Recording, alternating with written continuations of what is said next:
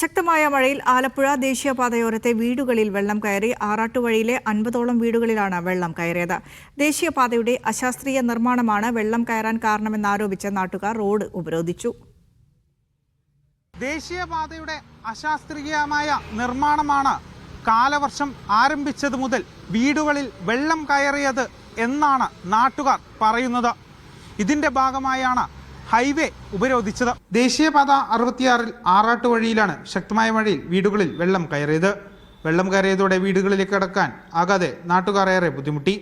ദേശീയപാതയുടെ അശാസ്ത്രീയമായ നിർമ്മാണമാണ് വെള്ളം കയറാൻ കാരണമെന്ന് പറഞ്ഞ് നാട്ടുകാർ ദേശീയപാത ഉപരോധിച്ചു. റോഡിൽ കിടന്നായിരുന്നു പ്രതിഷേധം.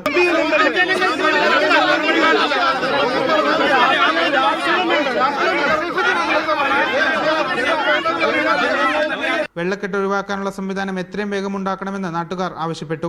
കാണകെട്ടുക അല്ലാതെ വേറെ എന്തെങ്കിലും സംവിധാനം ഉണ്ടെങ്കിൽ ആ സംവിധാനത്തോടെ ആ വെള്ളപ്പൊക്കം ഒഴിവാക്കാനുള്ള എന്തെങ്കിലും പരിപാടി ഉണ്ടാക്കണം. അതാ അവരാ ഈ ഉയർന്ന ഉദ്യോഗസ്ഥരൊക്കെ കൂടി ആലോചിച്ച് ചെയ്യേണ്ട കാര്യങ്ങളാണ്.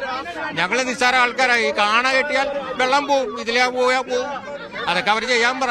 പ്രശ്നം രൂക്ഷമായതോടെ ആലപ്പുഴ MLA AD തോമസ്, ജില്ലാ കലക്ടർ ഷാജി വി നായർ എന്നിവർ സ്ഥലത്തെത്തി. ദേശീയപാത അധികൃതർ ഒളിച്ചു കളിക്കുകയാണെന്നും അടിയന്തര നടപടി വേണമെന്നും MLA പറഞ്ഞു. ഇവിടെ ബന്ധപ്പെട്ട ഉദ്യോഗസ്ഥർ, ദേശീയപാത അധികൃതർ അവർ ഒളിച്ചു കളിക്കുകയാണ്. അടിയന്തരമായി നടപടി ഉണ്ടാകണമെന്ന് ഞങ്ങൾ കഴിഞ്ഞ കുറേ ദിവസങ്ങളായി ആവശ്യപ്പെടുന്നു. വെള്ളക്കെട്ട് ഒഴിവാക്കാൻ താൽക്കാലിക സംവിധാനം ഒരുക്കുമെന്ന് ജില്ലാ കലക്ടർ. താൽക്കാലികമായി പരിഹാരം ആവശ്യമുണ്ട്. കാര്യം ഇത് എത്ര നാൾ നമുക്ക് വെള്ളക്കെട്ടിൽ ഈ ആൾക്കാരെ ഇരുത്താൻ പറ്റുമെന്നുള്ള ഒരു പ്രശ്നമുണ്ട്. ഒരു 5 ദിവസത്തിനോ 6 ദിവസത്തിനോകം അതിനൊരു സൊല്യൂഷൻ ഉണ്ടാവണം എന്നുള്ളതാണ് നമ്മൾ അവരോട് ആവശ്യപ്പെട്ടിട്ടുള്ളത്.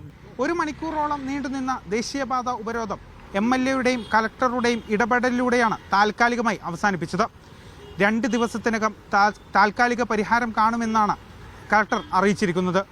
2 ദിവസത്തിനകം പരിഹാരം കണ്ടില്ലെങ്കിൽ 3-ാമത്തെ ദിവസം വീണ്ടും ദേശീയപാത ഉപരോധിക്കുമെന്നാണ് നാട്ടുകാർ പറയുന്നത്.